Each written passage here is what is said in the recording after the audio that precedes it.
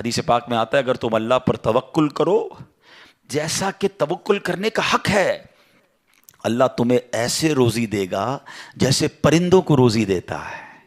کبھی امیجن کیا آپ نے پرندوں کو روزی کیسے ملتی؟ یہ حدیث میں ایسی اچھا ہو سکتا ہے انسانوں کے بارے میں فرمایا جاتا، نبی پاک فرما دیتے، جانوروں کے بارے میں فرماتے، پرندوں کے بارے میں کیوں فرمایا؟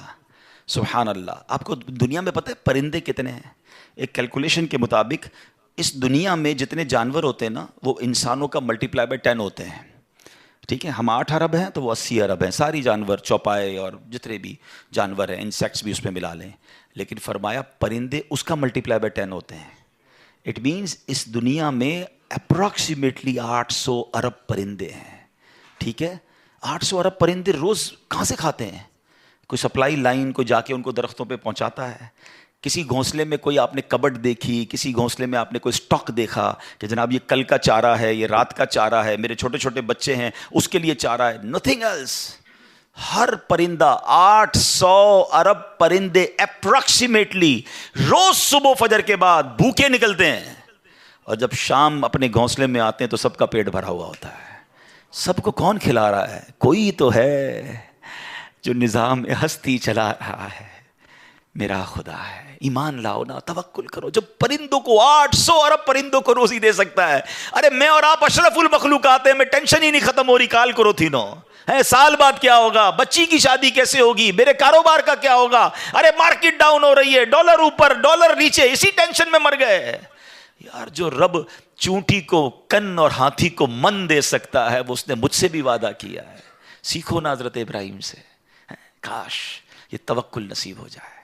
تھوڑی ایج اور بڑھتی ہے، آپ نے ایک بار ایک بڑا کمال کا منظر دیکھا کہ ایک بندے کو سمندر میں اس کی ہلاکت ہو گئی، سمندر میں وہ ڈوب کے مر گیا، مچھلیوں نے کھایا اس کی باڈی کو، تھوڑی دیر بعد اس کی لاش سمندر کے کنارے پہ آئی، تو پھر جانوروں نے کھایا، اس کے بعد دیکھا کہ پرندے آئے، پرندوں نے بھی اس کی باڈی سے کھایا۔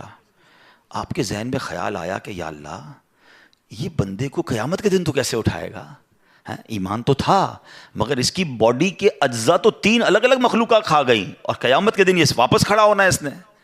تو سبحان اللہ، آپ نے اللہ سے کہا وَإِذْ قَالَ إِبْرَاهِيمُ۔ پھر یہ دیکھیں حضرت ابراہیم کا یہ واقعہ بھی قرآن میں موجود، 3 پارے میں سورہ بقرہ۔ آپ کہتے ہیں وَإِذْ قَالَ إِبْرَاهِيمُ رَبِّ أَرِنِي كَيْفَ تُحْيِي الْمَوْتَى۔ اے اللہ، حضرت ابراہیم نے عرض کی کہ اے میرے رب مجھے دکھا دے تو مردے کیسے زندہ کرے گا؟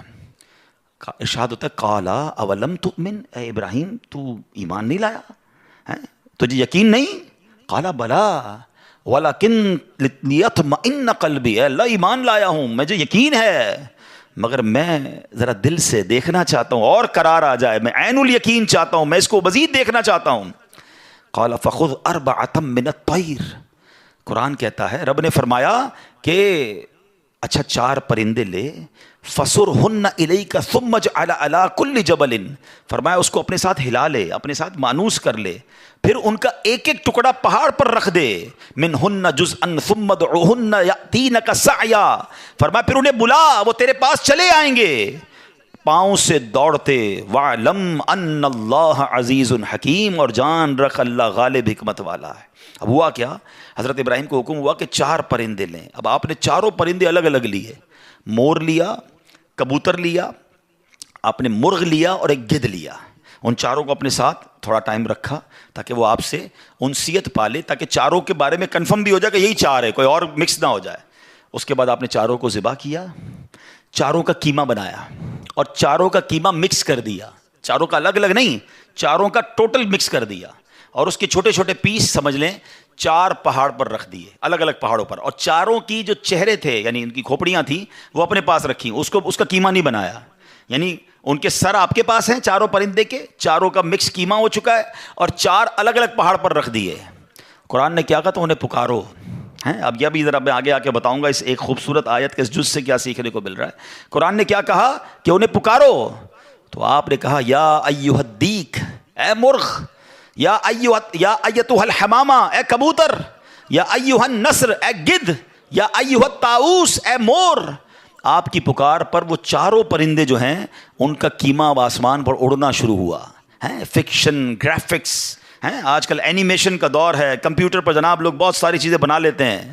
سنو 5000 سال پہلے قرآن میں یہ واقعہ موجود ہے کہ کیا ہوتا ہے، ان چاروں کا کیما اڑتا ہے، اور اب جس کا مرغ کا ہے وہ مرغ کی طرف، مور کا ہے تو مور کی طرف، کبوتر کا چاروں کے جسم پورے کمپلیٹ ہوتے ہیں، سر نہیں ہے، سر تو آپ کے پاس ہے نا، وہ چاروں پرندے بغیر سر کے دوڑتے ہوئے آپ کے پاس آتے ہیں، زندہ ہو جاتے ہیں مگر سر نہیں ہے، قریب آتے ہیں تو حضرت ابراہیم نے ان کا سر جو ہے وہ واپس ان کے پاس لگا دیا، سب سر بھی ان کا لگ گیا، آ کر دانا چگنے لگ گئے۔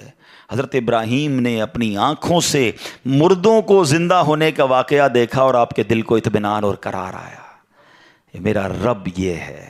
کیسے ہیں کہتے ہیں کسی کو شیر کھا جائے، کسی کو مچھلی کھا جائے، کسی کی سمندر میں موت آ جائے، معاذ اللہ کسی کے پرخچے اڑ جائیں، کوئی آگ میں راکھ ہو جائے، میرا رب چاہے تو سب کو دوبارہ جسم ان کی تمام باڈی کو پھر کریٹ کرے گا اور وہ قیامت کے دن جمع ہوں گے۔ حضرت ابراہیم نے یہ اپنی آنکھوں سے دیکھا۔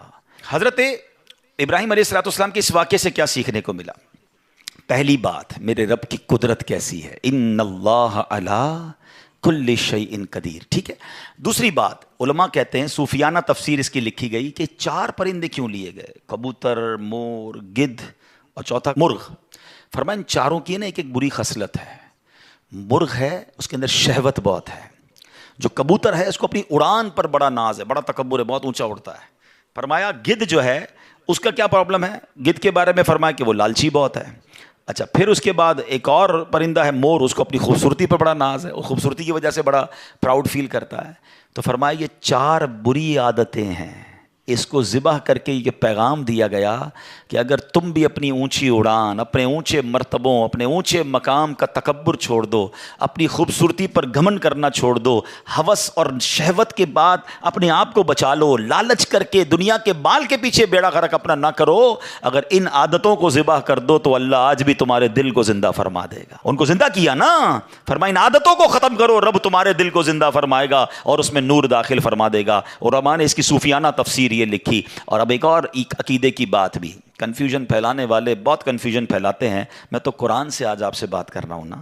اللہ نے کیا کہا کہ انہیں پکارو، وہ تو دنیا میں نہیں تھے پرندے، مر چکے تھے، کیما بن چکا ہے، کیما بنے ہوئے پرندوں کو رب کہہ رہا ہے پکارو۔ حضرت ابراہیم نے کیسے پکارا، یا ایھا الدیک، یا ایتھا الحمامہ، آپ کبوتر کو پکار رہے ہیں، آپ گدھ کو پکار رہے ہیں، قرآن کہہ رہا ہے پکارو اور نبی پکار رہے ہیں۔ آج کسی کو نہ جانے یا رسول اللہ سے پرابلم ہو جاتی ہے، کسی کو یا غوث پاک سے یا پرندوں کو پکار رہے، قرآن کہہ رہا ہے، تو اس کا مطلب دنیا سے اگر کوئی چلا بھی جائے تو اس کو پکارنے میں کوئی خدا نہ خواستہ پرابلم نہیں ہے۔ اللہ سمجھ کے تھوڑی پکارتا ہے کوئی، اللہ کے بندے سمجھ کر ہی پکار رہے ہیں نا، اللہ کی مخلوق سمجھ کر پکار رہے ہیں۔